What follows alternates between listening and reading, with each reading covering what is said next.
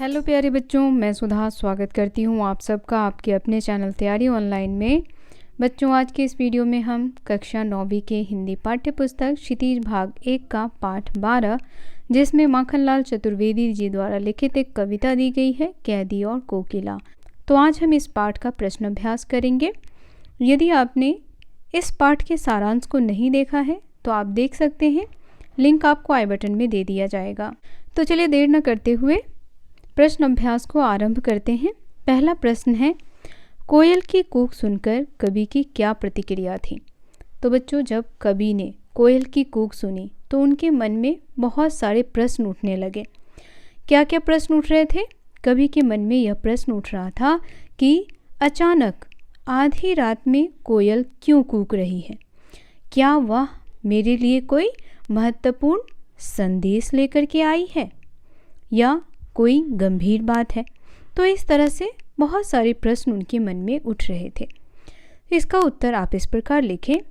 कोयल की कूक सुनकर कवि को ऐसा लगता है जैसे कोयल उनके लिए कोई महत्वपूर्ण संदेशा लेकर आई हो अथवा उसकी कोई व्यवस्था हो। इसीलिए कोयल ने सुबह होने का भी इंतजार नहीं किया, अन्यथा वह असमय इस प्रकार न कूकती। ठीक है। दूसरा प्रश्न है, कवि ने कोकिल के बोलने के किन कारणों की संभावना बताई? अब जब कोकिल आधी रात में कूकती है तो उन्हें किन कारणों की संभावना हुई कि किस कारणवश वह आधी रात को कूक रही है? क्या वह कोई संदेशा लेकर के आई है? तो इसका उत्तर आप पॉइंट में लिखें। सबसे पहले लिखेंगे, कवि ने कोयल के बोलने की निम्न संभावनाएं बताई हैं। पहला, कोकिला शायद किसी का संदेशा पहुंचाना चाहती है। और यहाँ दावानल का प्रयोग क्यों किया गया है? तो हमारे देश में क्या हो रहा है? दूसरे पॉइंट में आप लिखेंगे, उसने दावानल की लपटें अर्थात क्रांति की ज्वालाएं देख ली हैं, जिससे बावली होकर वह चीख रही है। तो उस समय हमारे देश में अंग्रेज़ों का शासन था और अंग्रेज जो थे वह हमारे देशवासियों पर क्या कर रहे थे? अत्याचार कर रहे थे। दावानल मतलब होता है बच्चों जंगल में लगा हुआ आग। तो यहाँ पर जो हमारे कवि हैं वह किसकी ओर इशारा कर रहे हैं? तो क्रांति की तरफ इशारा कर रहे हैं कि अब हमारे देशवासी क्या कर रहे हैं? अंग्रेज़ों के विरुद्ध खड़े हो गए हैं। तीसरे पॉइंट में आप लिखेंगे, समस्या गंभीर है, इसीलिए वह सुबह होने की प्रतीक्षा नहीं कर पाती है। और चौथा, स्वतंत्रता का गान सुनाकर क्रांतिकारियों के मन में देश प्रेम की भावना को और मजबूत करने आई है।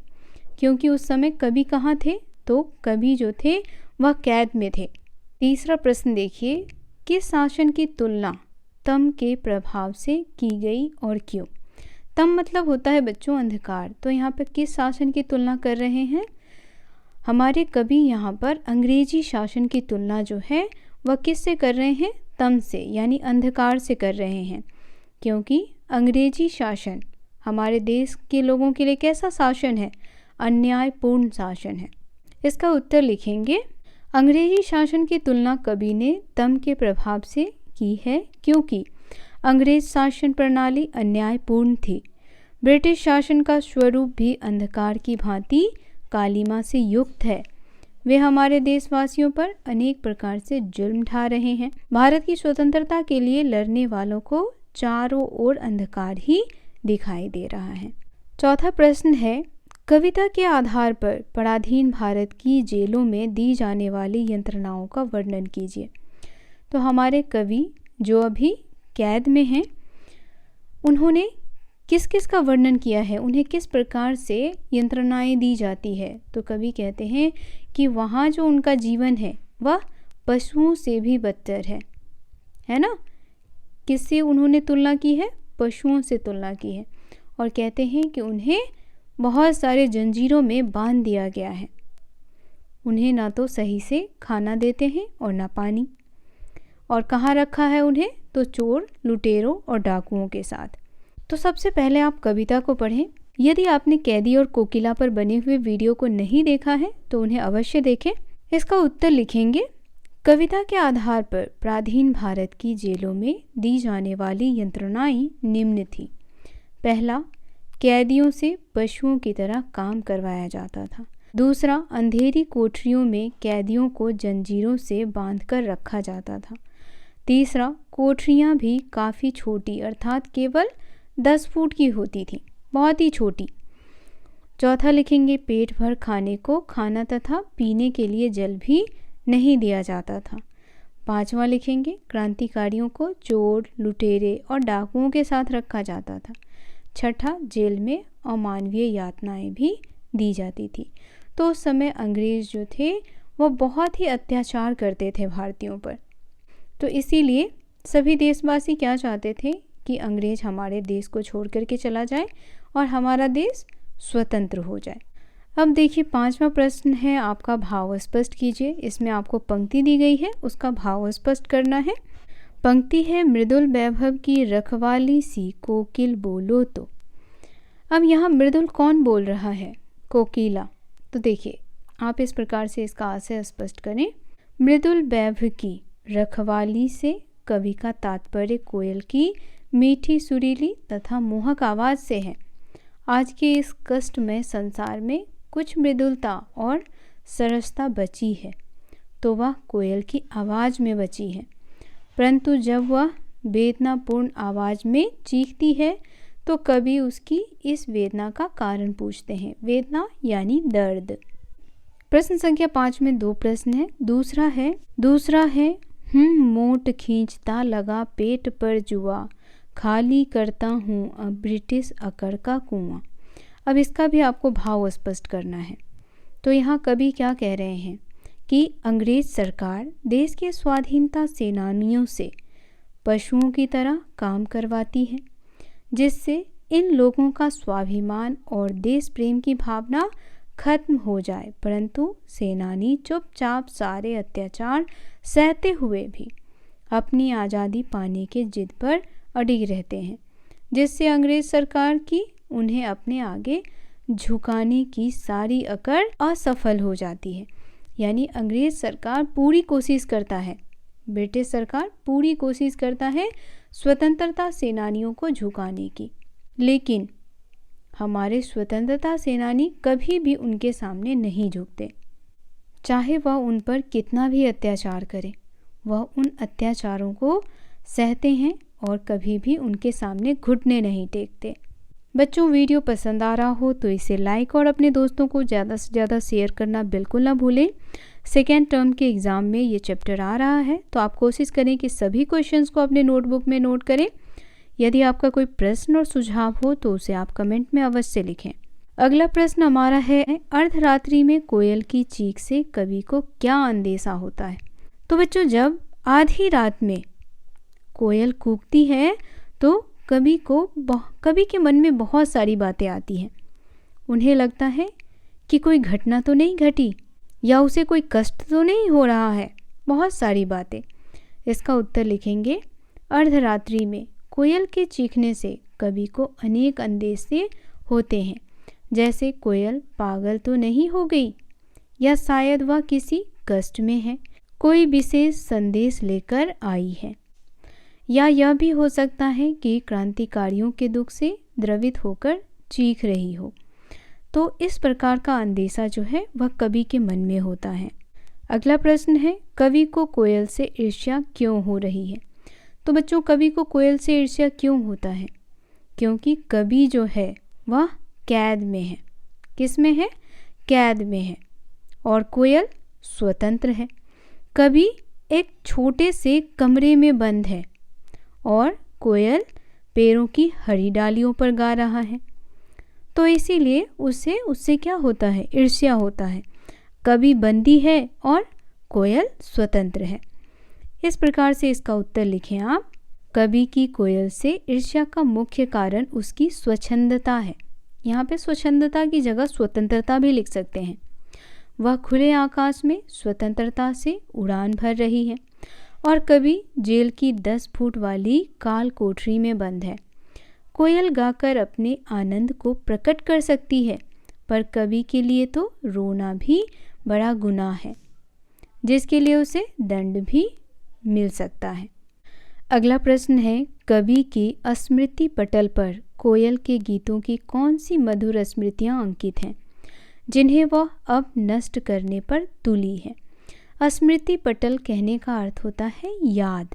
ठीक है, तो यहाँ प्रश्न को समझिए, कवि के स्मृति पटल पर कोयल के गीतों की कौन सी मधुर स्मृतियाँ अंकित है, यानी कौन सी मधुर बात है जो उन्हें आज भी याद है, जिसे अब वह नष्ट करने पर तुली है। कौन? कोयल। तो देखिए, इसका उत्तर लिखें बच्चों। कोयल हरी भरी डालियों पर बैठकर अपने मधुर स्वर में सारी सृष्टि को गुंजायमान करती है, यानी जब वो गाती है तो सारी सृष्टि उसके स्वर से झूमने लग जाती है। उसके मधुर गीतों में खुशियाँ झलकती थी, स्वतंत्रता पूर्वक आकाश में विचरण करती थी, परंतु अब कोयल अर्धरात्रि में कूक कर इन विशेषताओं को नष्ट करने पर तुली है। अगला प्रश्न है, हथकड़ियों को गहना क्यों कहा गया? तो इसका उत्तर आप इस प्रकार लिखें। कवि के लिए लोहे की हथकड़ियाँ गहनों के समान हैं। कवि अंग्रेज सरकार द्वारा पहनाई गई उन बेड़ियों को बंधन नहीं समझता, क्योंकि उन्होंने किसी गलत कार्य के लिए ये बेड़ियाँ नहीं पहनी हैं। ये उनके लिए गौरव की बात है, इसीलिए कवि ने हथकड़ियों को गहना कहा है। तो बच्चों, प्रश्नों के उत्तर आपको आसानी से समझ आ रहा होगा। कहीं भी परेशानी हो तो आप कमेंट करके अवश्य बताएं। प्रश्न संख्या 10 देखिए, कली तू ए आली। इन पंक्तियों में काली शब्द की आवृत्ति से उत्पन्न चमत्कार का विवेचन कीजिए। तो देखिए बच्चों, इन कविता की पंक्तियों में कवि ने 9 बार काली शब्द का प्रयोग किया है। क्यों किया है? क्योंकि कोयल का रंग कैसा होता है? कोयल का रंग काला होता है, इसीलिए उन्होंने काली शब्द का प्रयोग किया है। शब्द तो एक ही है, परंतु भिन्न भिन्न अर्थों में इसका प्रयोग किया गया है। अब जैसे आपने देखा होगा, कविता में कहते हैं कि रात भी काली है, कोयल भी काली है, और वह कोठरी भी काली है जहाँ वह रहते हैं, और अंग्रेजी सरकार का यह शासन भी काला है। तो यहाँ पर अंग्रेजी सरकार का जो शासन कहा गया है वह किन अर्थों में कहा गया है? यह अंग्रेज सरकार के द्वारा किए गए अत्याचार के रूप में कहा गया है। तो लिखेंगे, कहीं पर यह शब्द अंग्रेज सरकार के काले शासन को संबंधित कर रहा है, तो कहीं वातावरण की कालिमा और निराशा को उजागर कर रहा है। अगला प्रश्न है, काव्य सौंदर्य स्पष्ट कीजिए। इसमें देखिए, कविता की पंक्तियां दी गई हैं। तेरे गीत कहावे वाह, रोना भी है मुझे गुनाह, देख विषमता तेरी मेरी, बजा रही तिस पर रणभेरी। तो यहाँ कवि क्या कहते हैं? तू जो गीत गाती है वह क्या कहलाता है? वह सबको प्रसन्नता प्रदान करता है। जब लोग सुनते हैं तो वाह वाह करते हैं, लेकिन मुझे तो यहाँ रोना भी मना है। वह मेरा रोना भी किसकी तरह है? गुनाह की तरह। तो कहते हैं कि देख तेरी मेरी विषमता पर भी तो क्रांति की रणभेरी बजा रही है। इसका उत्तर लिखेंगे, भाव सौंदर्य यहाँ पर कवि और कोयल के जीवन का तुलनात्मक वर्णन हुआ है। कोयल के गीत जहाँ सब ओर प्रशंसा पाते हैं, वहीं कवि का रोना अर्थात अपनी बात को व्यक्त करना भी गुनाह माना जाता है। शिल्प सौंदर्य कवि ने यहाँ तुकबंदी का प्रयोग किया है। तेरी मेरी वह गुनाह में स्वर मैत्री तथा अनुप्रास अलंकार है। अनुप्रास अलंकार तो आप सभी समझते ही होंगे। कमेंट करके बताएं बच्चों कि अनुप्रास अलंकार किसे कहते हैं। प्रश्न संख्या 12 है बच्चों, काव्य सौंदर्य स्पष्ट कीजिए। पंक्ति देखिए, किस दावानल की ज्वालाएं हैं दिखी। तो जब आधी रात में कोयल कूकती है तो वह कहते हैं कि क्या बात है, तुमने क्या जंगल में फैले हुए आग को देख लिया है जो इस प्रकार चीख रही है। तो इसका भाव आप इस प्रकार से स्पष्ट करेंगे। तो यहाँ लिखेंगे बच्चों, प्रस्तुत पंक्ति में कवि ने यहाँ पर प्रश्नात्मक शैली में कोयल की इस वेदनापूर्ण आवाज़ पर अपनी आशंका व्यक्त की है। कोयल ने ऐसा क्या देख लिया है जिसके कारण वह इतनी व्यथित है। शिल्प सौंदर्य दावानल की ज्वालाएं में रूपक अलंकार का प्रयोग किया गया है। दावानल की ज्वालाएं में किसका प्रयोग है? रूपक अलंकार का। भाषा तत्सम शब्दयुक्त खरी बोली है। भाषा में सहजता और सरलता है। अगला प्रश्न देखें, कभी जेल के आसपास अन्य पक्षियों का चहकना भी सुनता होगा, लेकिन उसने कोयल की ही बात क्यों की है? तो सही बात है बच्चों, कैदी सिर्फ कोयल की बातों को ही क्यों कह रहा है? तो इसका उत्तर आप इस प्रकार लिखें बच्चों, कवि ने कोयल के भिन्न स्वर के कारण यहाँ कोकिला की ही बात की है। कोयल वैसे भी रात को नहीं बोलती, उसका इस प्रकार बोलना कवि के अंतर्मन को छू लेता है, अतः रात को उसका इस प्रकार पुकारना वह किसी संकट का प्रतीक मानता है। अगला प्रश्न है, आपके विचार से स्वतंत्रता सेनानियों और अपराधियों के साथ एक सा व्यवहार क्यों किया जाता होगा? तो बच्चों, क्यों किया जाता है? उस समय हमारा देश गुलाम था और जो ब्रिटिश सरकार था उसके लिए दोनों ही क्या थे? दोषी थे, दोनों ही आरोपी थे। तो इसका उत्तर लिखेंगे आप, ब्रिटिश सरकार स्वतंत्रता सेनानियों और अपराधियों में कोई अंतर नहीं समझती थी। सरकार के लिए दोनों ही दोषी थे। सरकार क्रांतिकारियों की आज़ादी की मांग को दबाना चाहती थी। स्वतंत्रता सेनानियों के मनोबल को तोड़ने के लिए तथा भारत पर अपनी सत्ता कायम रखने के लिए वे दोनों के साथ समान व्यवहार करती थी। तो इस प्रकार से इन प्रश्नों के उत्तर लिखें। वीडियो कैसा लगा कमेंट करके बताना बिल्कुल ना भूलें। वीडियो पसंद आया हो तो इसे लाइक और शेयर करना बिल्कुल ना भूलें। और बच्चों, ये जो प्रश्न अभ्यास आपको करवाए गए हैं ये बहुत ही महत्वपूर्ण है। आप एक एक क्वेश्चन को अपने नोटबुक में अवश्य नोट करें। साथ ही इस चैनल को सब्सक्राइब कर लें ताकि बच्चों आपके अध्याय से संबंधित महत्वपूर्ण वीडियोस आपको मिलते रहें। मिलते हैं आपसे अगले वीडियो में, तब तक के लिए आप सभी का धन्यवाद।